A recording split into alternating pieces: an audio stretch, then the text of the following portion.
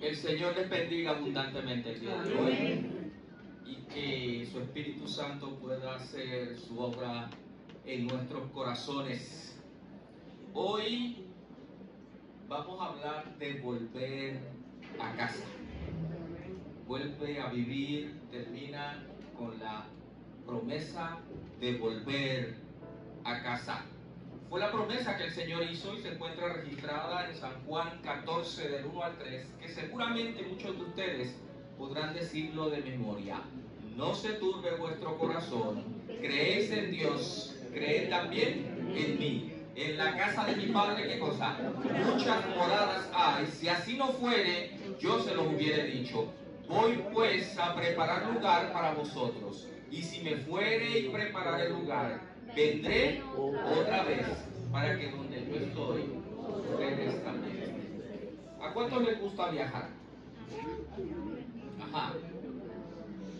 Los viajes siempre proveen experiencias variadas. La primera vez que nosotros viajamos de Tokio hacia Michigan para pasar unos días con la familia después de 2 años de estar trabajando allá en el campo misionero, llegó el día de regresar a Tokio. Así que Olga me dice a qué hora es el... Yo siempre le dije a Olga que el vuelo de regreso era a la 1 de la tarde.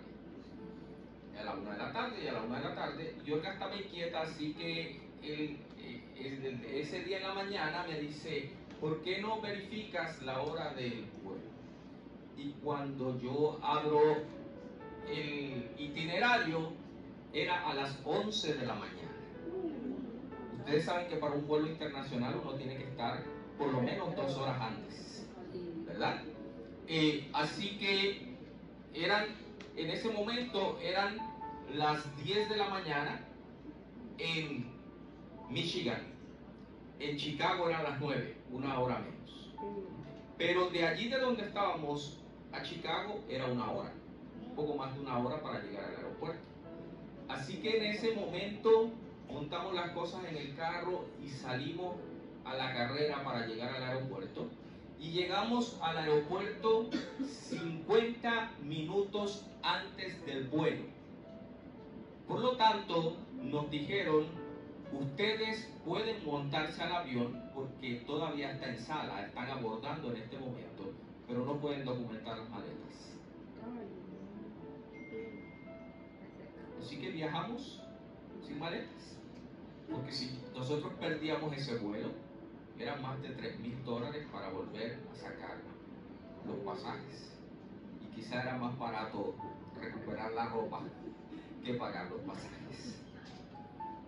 Y Cristo prometió volver.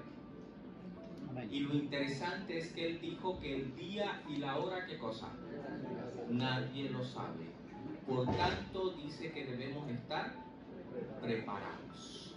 Velar y orar son las 2 palabras, los 2 verbos, las 2 acciones que Jesús nos pide tener en mente en preparación para su regreso. Mateo 24, vamos a ir allá un momentito, no voy a leer el capítulo completo, pero es un capítulo bastante conocido con respecto a una pregunta que le hicieron sus discípulos en ese momento. Y dice el versículo 1 que cuando Jesús salió y se iba del templo, se le acercaron sus discípulos para mostrarle los edificios del templo. El templo de Jerusalén era el orgullo del pueblo de Israel. Así que los discípulos están hablándoles acerca de la belleza de los edificios, y respondiendo Jesús les dijo, ¿no veis todo esto? De cierto os digo que aquí no quedará, ¿qué cosa? Piedra sobre piedra que no sea derribada. Después, estando él sentado en el monte de los olivos, sus discípulos se acercaron a él aparte y le dijeron, dinos, ¿cuándo sucederán estas cosas? ¿Y qué señal habrá de tu venida y del fin del mundo. Y entonces Jesús da unas señales que podemos clasificar de la siguiente manera. Él dice que vendrían falsos cristos y falsos profetas que engañarían a muchos. También nos habla de guerras y rumores de guerra. Nos habla de hambre, de epidemias y de terremotos. Nos habla de un momento de grande angustia, cual nunca fue en toda la tierra desde que el mundo fue creado. Nos habla de las señales en los astros, en el sol, la luna y las estrellas. Nos habla de la indiferencia y de la incredulidad que reinaría en los tiempos finales, cuando dice que serían como en los días de Noé. Y normalmente cuando pensamos en los días de Noé, nosotros pensamos en que la violencia era mucha y la maldad se había incrementado y el pensamiento del corazón del hombre era de continuo ¿qué cosa? Pero aparte de eso es la indiferencia y la incredulidad. ¿Cuánto tiempo estuvo Noé construyendo el arca y predicándole a su generación de que el diluvio venía? 120 años. ¿Y qué hizo la gente? Se burló de él. Dijeron, este está loco. Mira que va a llover. Y por supuesto, tiempos peligrosos. Segunda carta del apóstol Pablo a Timoteo, en el capítulo 3 y los versículos 1 al 5, se relata las siguientes declaraciones. También debes saber esto, dice Pablo, que en los últimos días se presentarán tiempos difíciles o peligrosos, porque habrá hombres amantes de sí mismos y del dinero. Serán vanagloriosos, soberbios, blasfemos, desobedientes a los padres, ingratos, impíos, sin afecto natural, implacables, calumniadores, intemperantes, crueles, aborrecedores de lo bueno, traidores, impetuosos, envanecidos y amantes de los placeres más que de Dios. Tendrán apariencia de piedad, pero negarán su eficacia. ¿A esto qué cosa? Ahora, yo no voy a profundizar en cada una de estas señales, solo voy a hacerles una pregunta. Y usted no tiene que saber mucho de Biblia. ¿Hay alguna de estas señales que no se ha cumplido?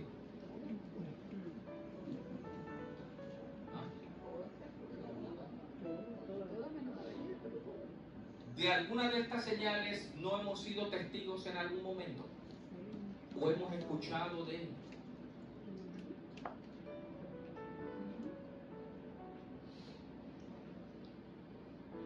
Ahora, muchas veces estamos tan absorbidos por las señales que se nos olvida que la señal no es el camino.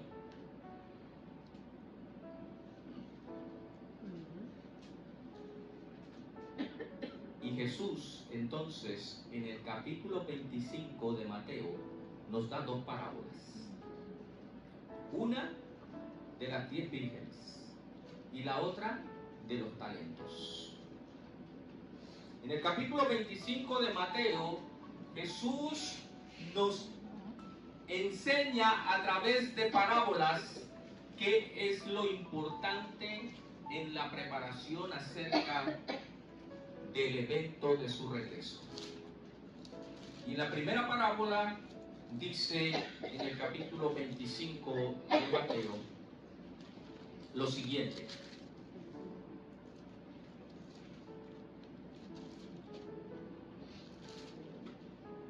Entonces el reino de los cielos será semejante a 10 vírgenes que tomaron sus lámparas y salieron a recibir al novio.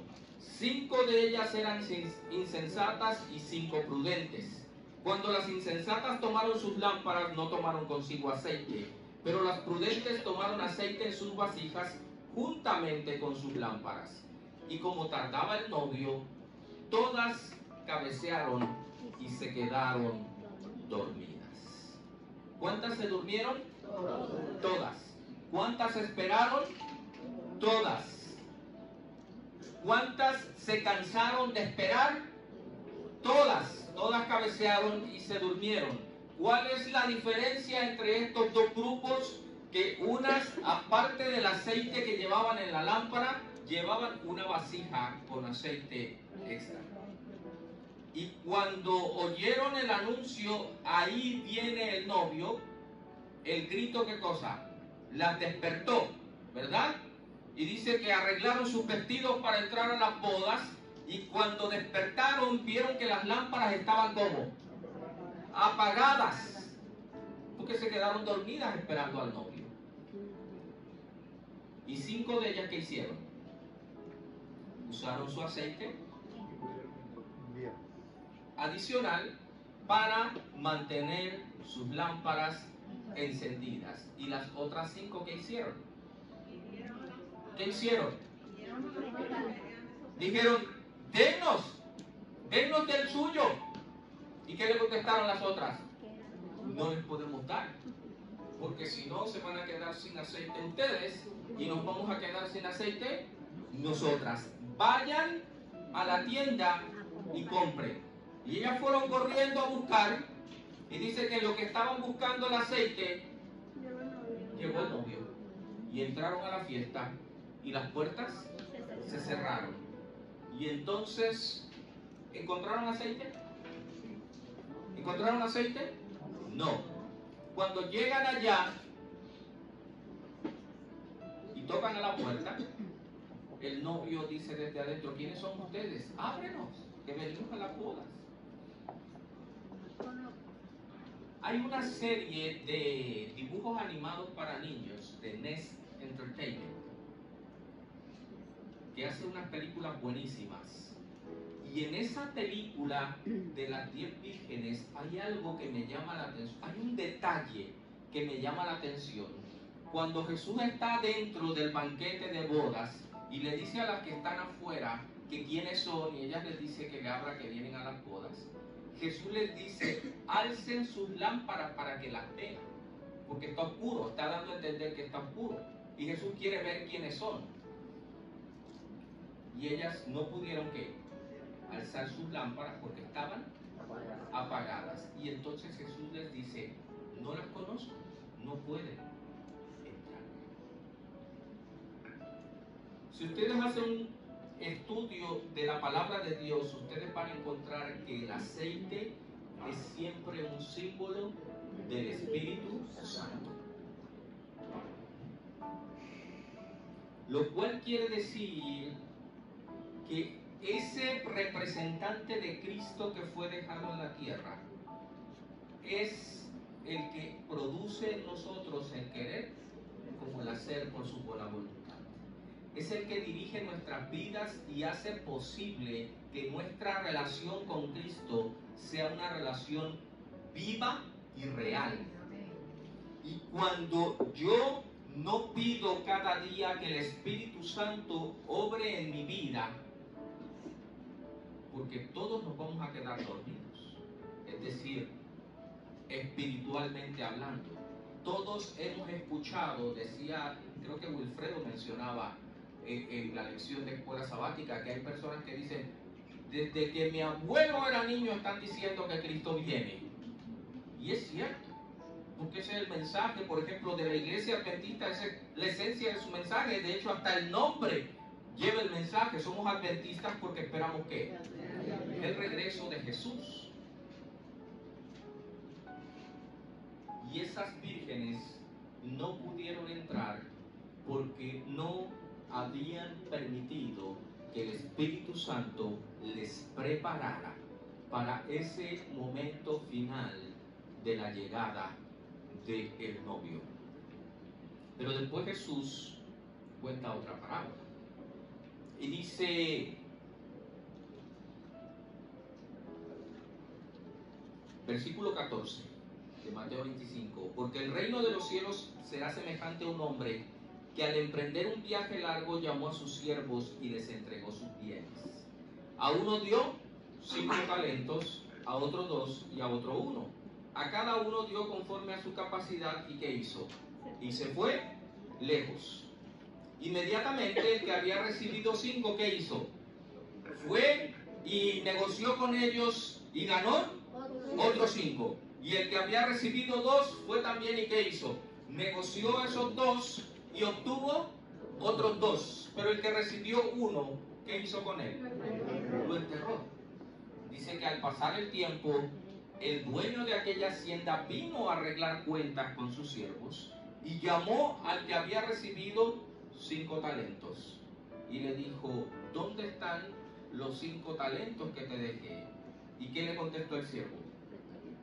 5 talentos me diste y aquí están otros 5 que fueron ganados.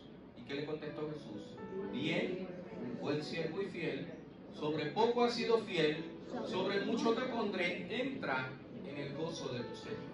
Y lo mismo hizo con el de los 2 talentos. Cuando llega el que recibió un talento, él le dice, lo enterré. ¿Y por qué lo enterraste? Porque yo sé que tú eres un hombre celoso y que siembras donde, que cosechas donde no sembraste. Y le dice, si sabes entonces que yo soy así, ¿por qué no lo entregaste al banco? Por lo menos yo hubiera recibido mi talento y los intereses. Por lo tanto, dice, quítenle el talento al que no trabajó con él y dénselo al que tiene muchos. Y a ese siervo, ¿qué le dijo? ¿Bien buen siervo fiel? No. ¿Qué le dijo? Siervo malo y negligente.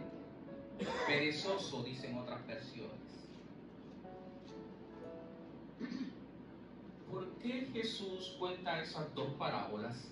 Inmediatamente después, en el versículo 31, después de decir al siervo inútil, échelo en las tinieblas de afuera, allí habrá llanto y crujir de dientes, el versículo 31 inicia diciendo, cuando el Hijo del Hombre venga en su gloria y todos los ángeles con él, entonces se sentará sobre el trono de gloria y todas las naciones serán reunidas delante de él y separará los unos de los otros, como cuando el pastor separa las ovejas de los cabritos, y pondrá las ovejas a su derecha y los cabritos a su izquierda. Entonces el rey dirá a los de la derecha, venid, benditos de mi Padre, heredad del reino preparado para vosotros desde la fundación del mundo. ¿Qué enseñanza tienen estas 2 parábolas? Estas 2 parábolas nos hablan de 2 grupos de personas.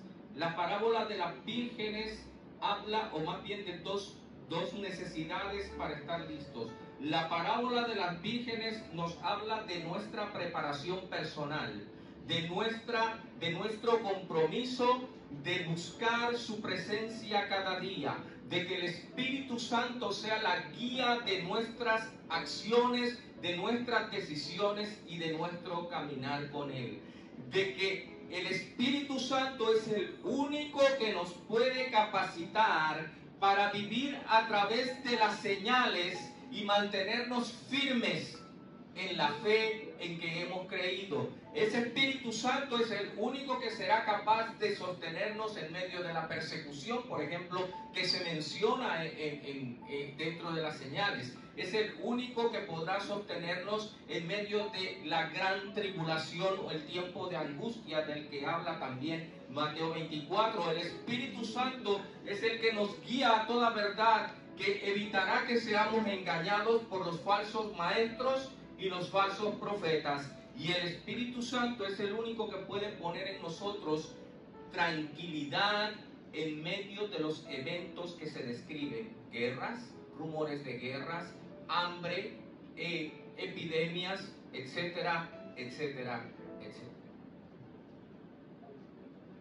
Porque los que son guiados por el Espíritu de Dios, dice Pablo en Romanos, esos son hijos de Dios. Amén. Pero hay otro elemento importante.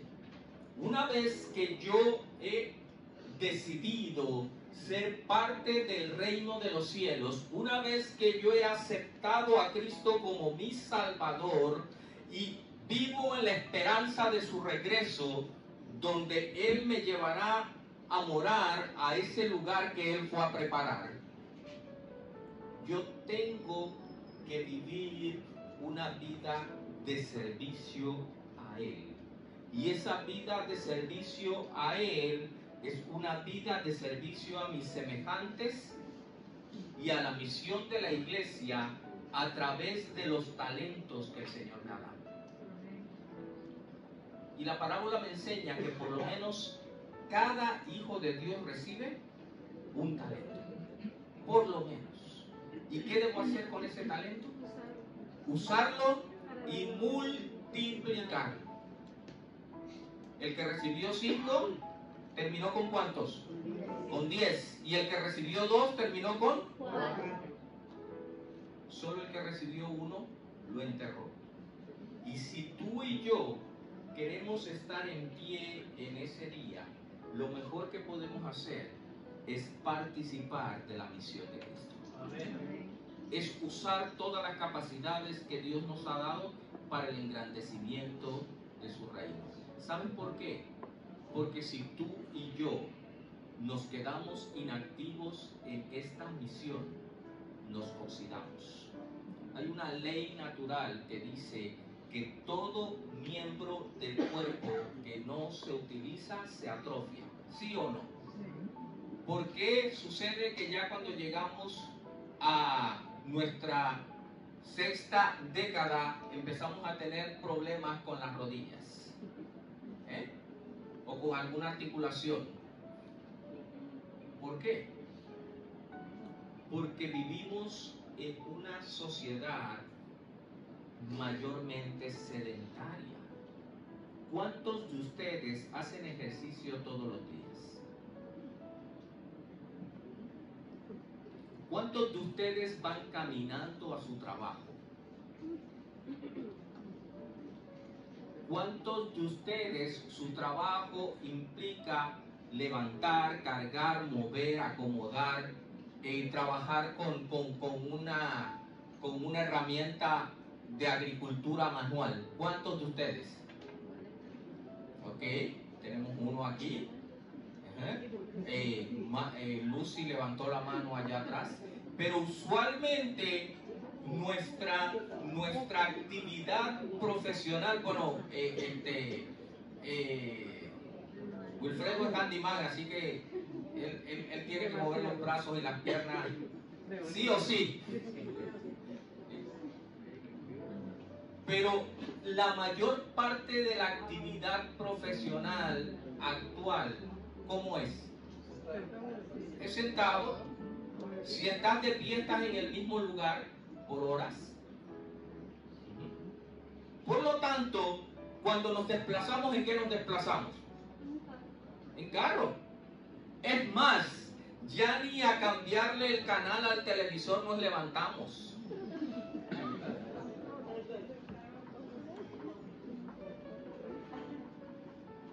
Porque ahora se inventó la magia del control remoto.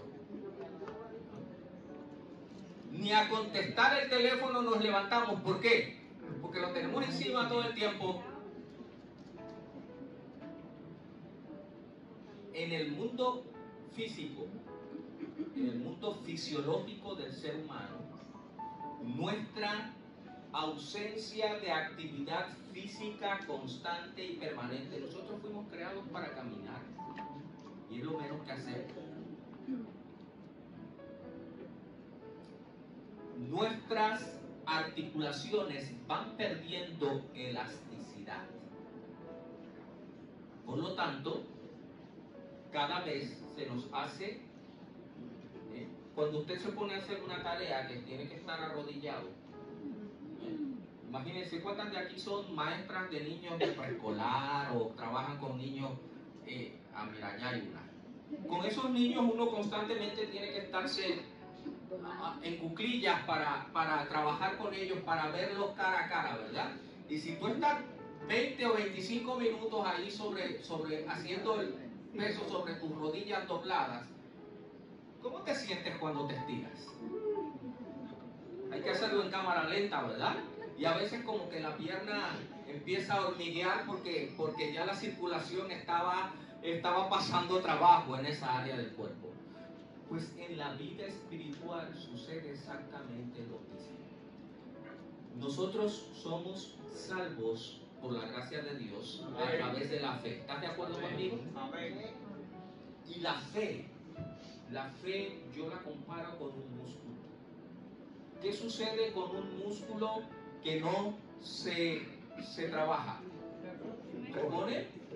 Es más, estaba leyendo el otro día que nosotros perdemos un 10% de tono muscular después de los 30 años.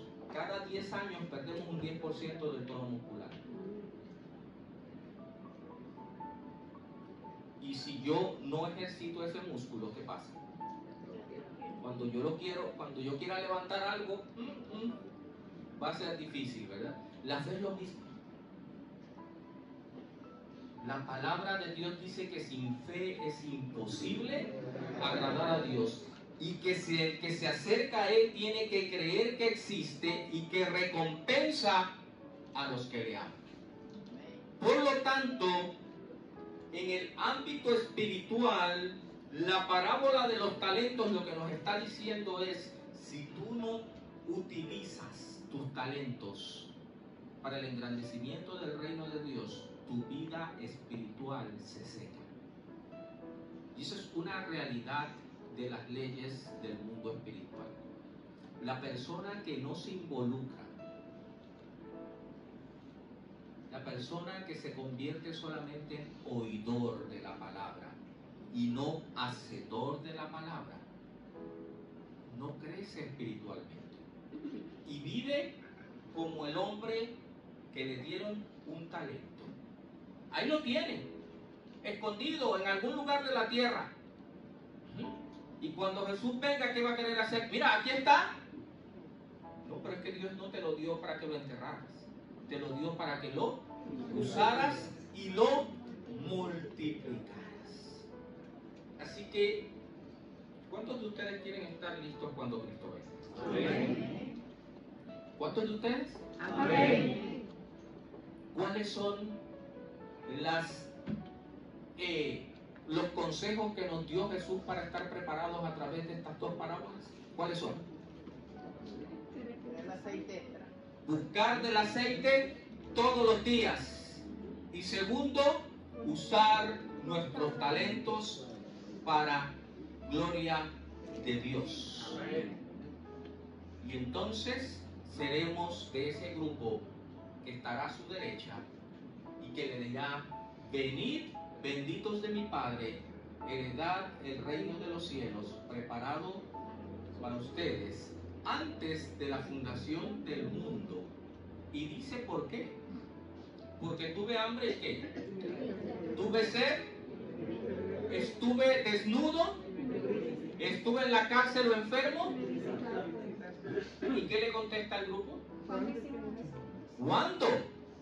¿Y qué le dice Jesús?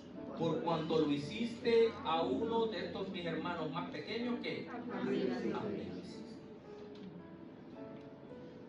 Para eso son los talentos, para que podamos servir a nuestro prójimo. Y cada uno lo sirve en diferentes capacidades, porque no a todos se nos da, ¿qué cosa? El mismo don o el mismo talento. Yo podría pasarme todo este rato hablándote del cumplimiento de las señales, pero ¿sabes qué? Solamente una persona que no quiere ver no se da cuenta que las señales ya se han cumplido o se están cumpliendo en nuestras narices. Yo podría hablarte de las maravillas del cielo, pero ¿sabes qué? Mejor te digo como dijo Andrés: ven y ve por ti mismo. Es más, el Señor nos dice que nosotros podamos empezar a vivir la vida eterna desde aquí. Cuando nosotros vivimos una vida en el Espíritu y una vida de servicio, nosotros conocemos a Dios de una manera personal y vemos cómo Dios se manifiesta en la vida de las personas, y eso enriquece nuestra fe. ¿Y sabes qué? Nos saca de estar centrados en nosotros mismos y centramos nuestra vida en Dios, porque Él es nuestra razón de vivir. Él es el que nos ha de llevar con Él al reino de los cielos. ¿Cuántos de ustedes quieren estar preparados para encontrarse con Jesús? Amén. Porque todos nos vamos a encontrar con Él, preparados o no. Va a haber un grupo que va a decir a las rocas, ¿qué les va a decir? Caigan sobre nosotros y escóndanos de la ira del que viene en las nubes. Y habrá otro grupo que dirá, he aquí, este es nuestro Dios, le hemos esperado y Él nos salvará. Es decir, la venida de Jesús es una realidad. Él va a venir, esté yo preparado o no lo esté, Él va a venir porque Él lo prometió y Él es fiel a su palabra. Él tarda su promesa, según algunos. Y Pedro dice ¿por qué? Porque no quiere que ninguno se pierda, sino que todos procedan a arrepentimiento. Pero el día del Señor vendrá. Y dice que vendrá como un ladrón en la noche. Y no va a ser como ese ladrón del anuncio de los seguros que llama por teléfono para decir, mira, ustedes van a estar el sábado en la casa y tienen joyas en su casa y tienen cosas que no podemos... ¿Alguna vez oyeron ese anuncio de la aseguradora? Bien absurdo. El día del Señor vendrá.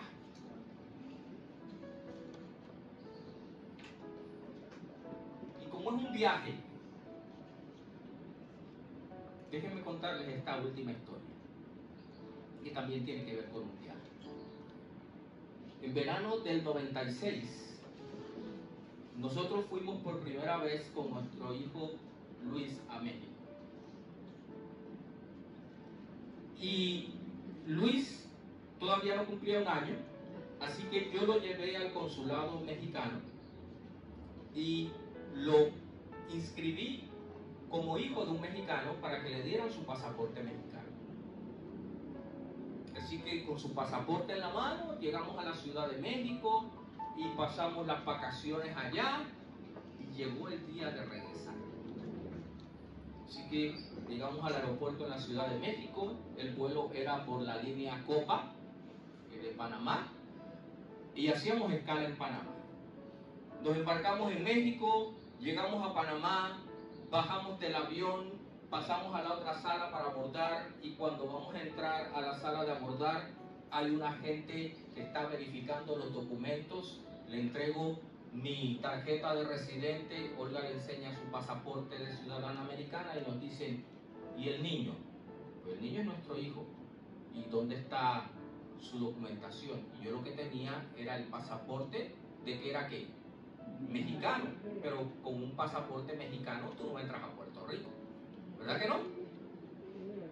Me dicen, ¿y su certificado de nacimiento? ¿Está en Puerto Rico? Pues no puede entrar y no puede tomar el avión. Así que ahí empieza el problema y empieza la mente a trabajar qué vamos a hacer. Y ellos mismos nos dicen que al otro día en la mañana salía un vuelo de San Juan a Panamá. Que habláramos con nuestros familiares para que llevaran el certificado de nacimiento del niño a la línea aérea, para que el piloto del avión nos hiciera favor de traerlo a Panamá, para que entonces no nos entregaran y el niño podía entrar, pero tendríamos que esperar un día. Así que nos mandan a un hotel esa noche, al otro día nos levantamos, regresamos a Panamá, al aeropuerto, perdón, pues estábamos en Panamá, regresamos al aeropuerto, pero como salimos del aeropuerto, ahora teníamos que pasar aduanas desde la entrada del aeropuerto. Cuando llegamos nuevamente allí, vuelve a hacer la misma historia, entrego mi documento, entrega a Olga el suyo y el del niño. No, es que está aquí en el aeropuerto. ¿Dónde está? No lo tiene la línea aérea. No, es que lo necesitamos aquí, no allá. Y ahí empieza el corre otra vez. Pero es que está aquí, ya nos notificaron que está aquí. Está bien, está aquí en Panamá, pero no está aquí en este punto. Y tiene que estar en este. Pues empieza la carrera, la persona de servicios del aeropuerto, de la línea aérea, vino y finalmente llegó el certificado de nacimiento a nuestras manos. pero ya estaban anunciando que el vuelo estaba por cerrar las puertas.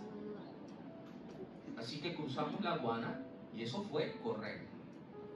Y correr, digo, porque los aeropuertos, usted sabe que, y si le toca en la sala 40 y pico por allá, pues a correr hasta allá. Así que cuando ya llegamos todos sin aliento al gate donde decía San Juan, Puerto Rico, nos dicen el vuelo ya está cerrado.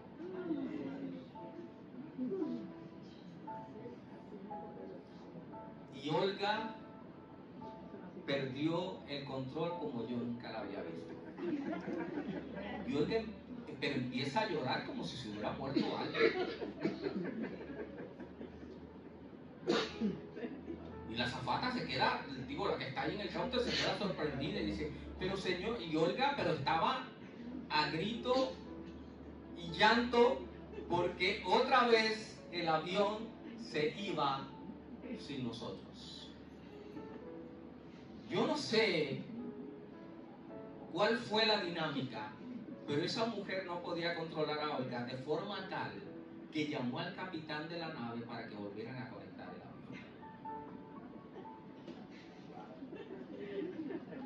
Y nos dejaron entrar al vuelo. Todo el mundo, obviamente nosotros entramos y todo el mundo nos ha de haber visto como por culpa de esto estamos aquí parados una hora. Nos sentamos en ese avión, finalmente recuperamos el aliento y la paz. Y cuando ya el avión viene en el aire, Olga me aprieta la mano y me dice, yo no me quiero perder. Digo, ¿de qué tú hablas? Me dice, yo no me quiero perder. Dice, hoy yo tuve así una prueba minúscula de lo que se va a sentir ese día que Cristo venga y uno no esté listo. Me dijo, yo no me quiero perder, yo no quiero volver a sentir esa sensación de angustia y de impotencia, de que tú quieres llegar a tu casa y no puedes. Yo te pregunto, ¿cuánto tiempo llevas sentado en ese banco de iglesia? ¿Cuánto tiempo tú y yo llevamos viviendo esta fe? Algunos desde que nacieron, ¿verdad? Desde que nacimos, ¿sí o no?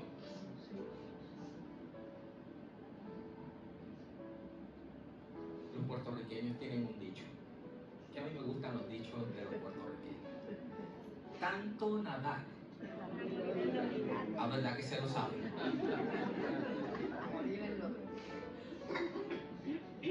Yo les voy a decir algo. La vida congregacional es hermosa. Ser parte de la familia de Dios aquí en esta tierra es una bendición. Eso es definitivo. Participar de la misión de Cristo es algo grande. Pero esa no es la razón por la que nosotros estamos aquí. Porque nosotros somos peregrinos en esta tierra. ¿O no dice eso la palabra? Nuestra ciudadanía está ¿dónde? En el cielo. Perdónenme porque yo suelo ser pragmático en las cosas. Y a veces hasta cuando predico, practico ese pragmatismo. Tanto nadar para morir en la vida. Tanto esperar para que ese día nos digan el vuelo está cerrado y usted no tiene el boleto para entrar. ¿Cómo te sentirías?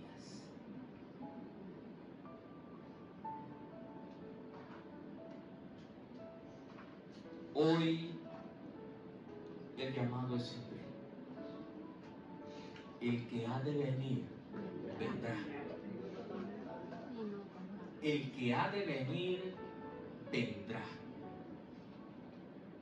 Hay una alabanza de los heraldos del rey que dice, yo he de estar listo. Yo he de estar listo e ir a Jerusalén como Juan. El que ha de venir, vendrá. ¿Lo dudas todavía? Ahora pregunto, Habrá algo en este mundo, habrá algo en tu vida y en tus circunstancias personales que sea de más valor que vivir la eternidad con Dios. Yo no te voy a preguntar qué es, porque tú sabes qué es. ¿Habrá algo de mayor importancia en esta tierra que vivir la eternidad con Dios? Porque has estado aquí años. Hemos estado aquí años. Y yo hoy te pregunto si tú piensas lo mismo que pensó Olga ese día en el avión. Yo no me quiero perder. Yo no me quiero perder. Hay dos cosas, hay dos momentos en la vida en que Olga usa esa expresión. A Olga le gusta mucho cocinar, pero desafortunadamente en varias ocasiones se ha quemado o cocinando. Y cada vez que le brinca aceite, o que pone la mano en una tapa que está caliente, o que se acerca demasiado a una olla que está en la estufa y se quema, me dice, yo no me quiero perder. Porque lo que nos espera, ¿qué cosa es? El fuego. Dice, y si está quemada, duele. Yo no me quiero perder. Gloria a Dios, porque Él dio a su Hijo para que todo aquel que cree en Él no se pierda.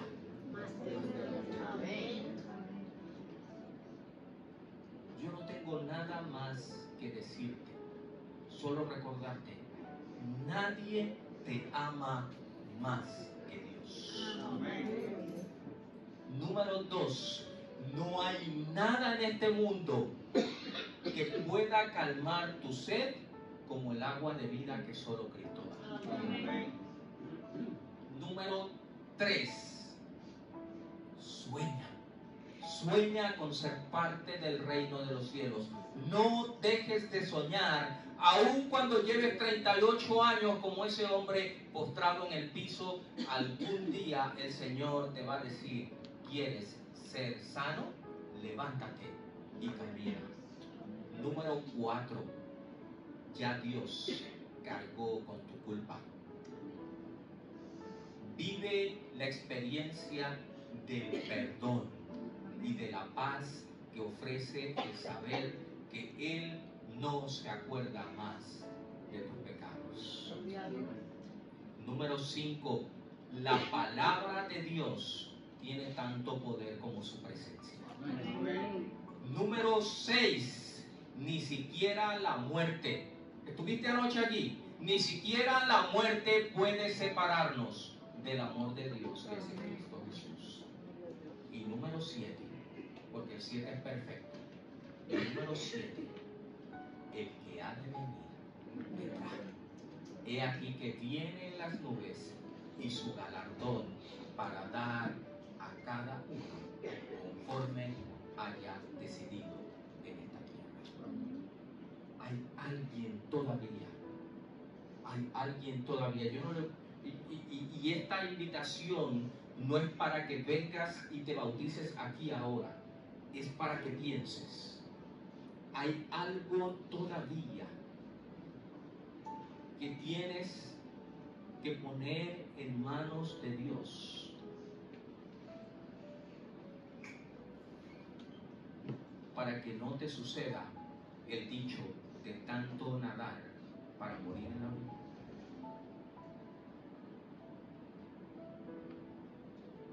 Mi primer llamado es para todos.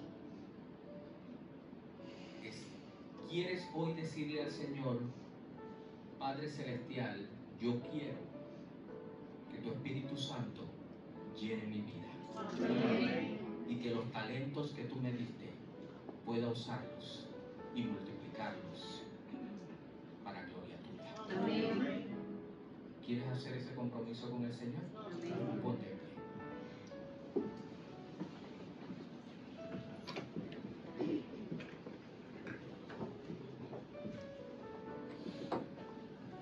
Y el segundo, Jesús dijo, el que no nace de agua y de espíritu no puede ver el reino de Dios. El que creyere y fuere bautizado será salvo. Amén. Y tú sabes que esa decisión es parte del plan de Dios para tu preparación para el cielo. Hay alguien aquí que quiere levantar su mano en señal de que va a eliminar de su vida o va a pedirle a Dios que ponga esa convicción de que su salvación es más importante que cualquier otra cosa. Amén. Levanta tu mano, ponla arriba. Amén. Oramos. Gracias, Padre Celestial, porque tú has designado un día para ponerle punto final al conflicto en esta tierra. Amén. Ya derrotaste a Satanás en la cruz del Calvario y estás preparando un pueblo para ir a morar contigo por toda la eternidad. Amén. Gracias, Señor, porque no solamente viniste a esta tierra a mostrarnos el carácter de Dios, a morir en nuestro lugar, sino que además te comprometiste en ir a preparar lugar para nosotros. Y diste tu palabra de que una vez preparado ese lugar, vendrías otra vez para que donde tú estás, yo pueda estar también. Amén.